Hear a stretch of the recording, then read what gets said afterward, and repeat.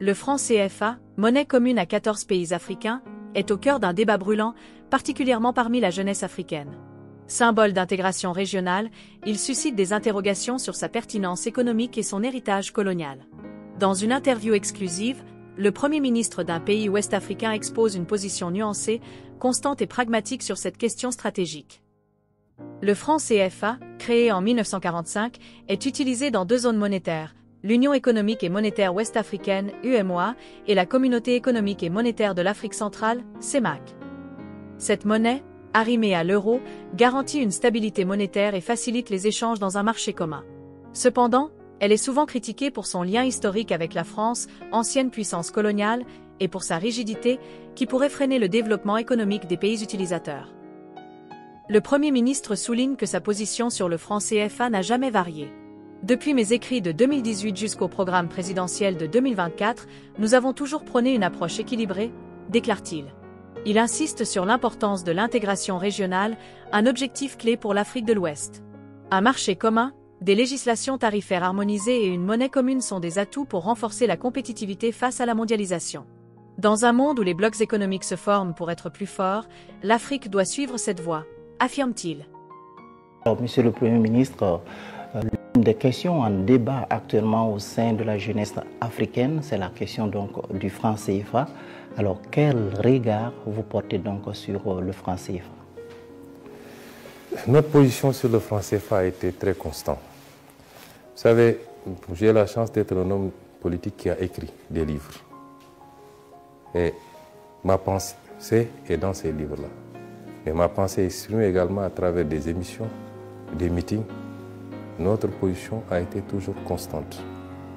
L'effort d'intégration d'une sous-région qui passe par des actes forts pour avoir un marché commun, pour avoir des législations tarifaires communes, pour avoir une monnaie commune, c'est un effort salutaire.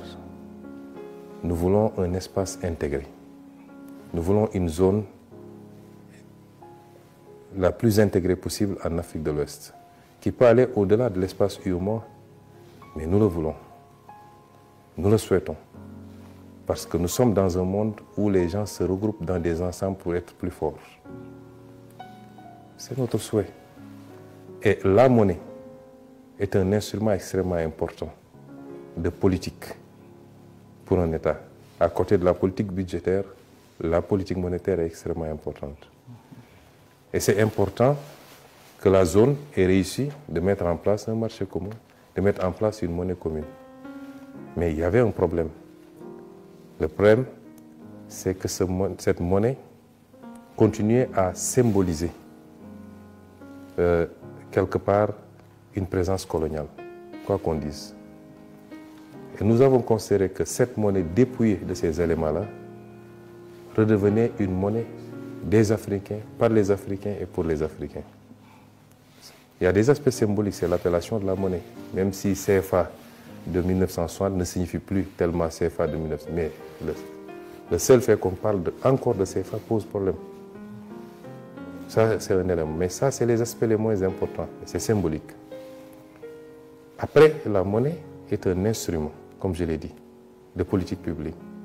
Le débat qu'on se pose, c'est est-ce que cette monnaie, telle qu'elle se présente aujourd'hui, est adaptée à nos options de développement?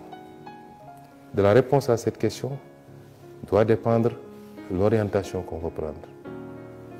La monnaie CFA, arrimée à l'euro et à la zone euro, semble être une monnaie trop forte pour nos économies, qui nous restreint à être des pays importateurs qui consomment ce qui est produit ailleurs, mais qui ne nous rend pas très compétitifs quand on veut inverser la tendance. Or, la logique dans nos pays, c'est d'aller vers une politique de substitution des imports. C'est entre autres un des griefs économiques, il y en a beaucoup d'autres, notamment le manque de flexibilité et beaucoup d'autres aspects.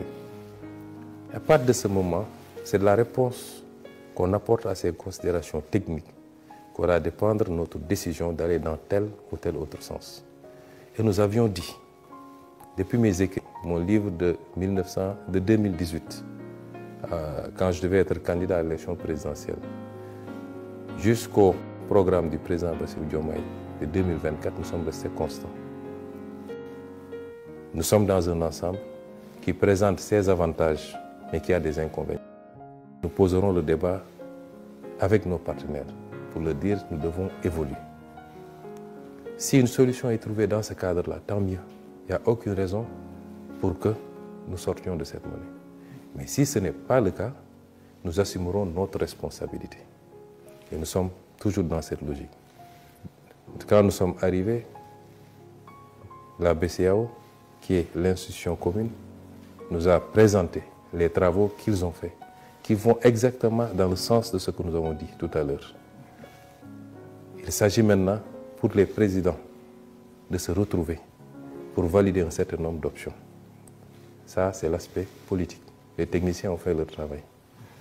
Et nous espérons que les présidents vont convoquer, vont statuer, vont nous permettre de faire un pas significatif vers l'appropriation totale et définitive de notre monnaie pour pouvoir avoir un instrument monétaire et une politique monétaire, ce qui n'est pas le cas actuellement.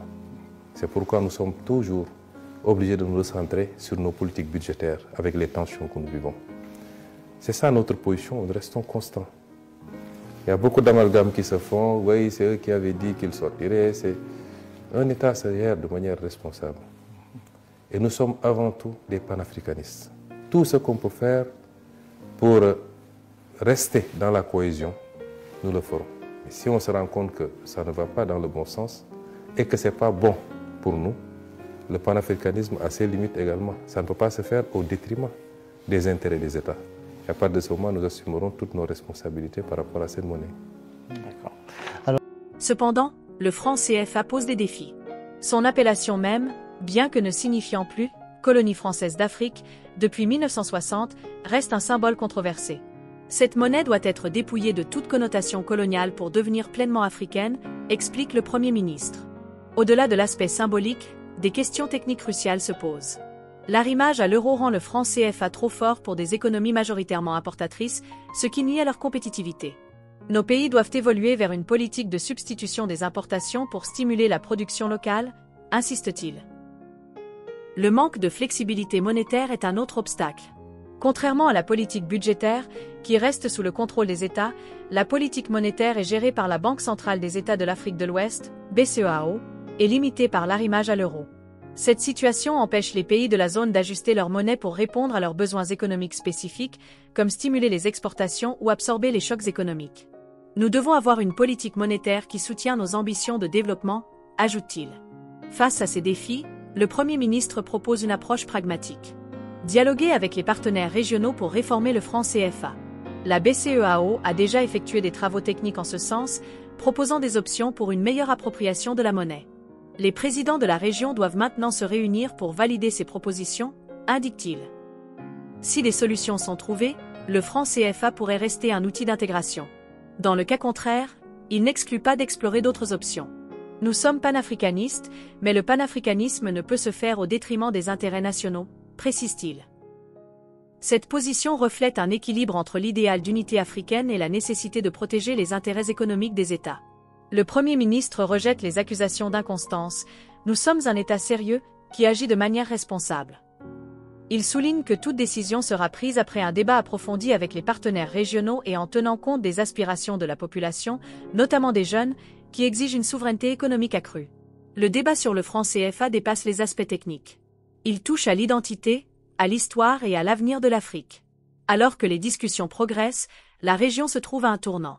La réforme du franc CFA pourrait renforcer l'intégration économique tout en affirmant une souveraineté monétaire. Mais sans consensus, des choix audacieux pourraient redéfinir le paysage économique ouest-africain.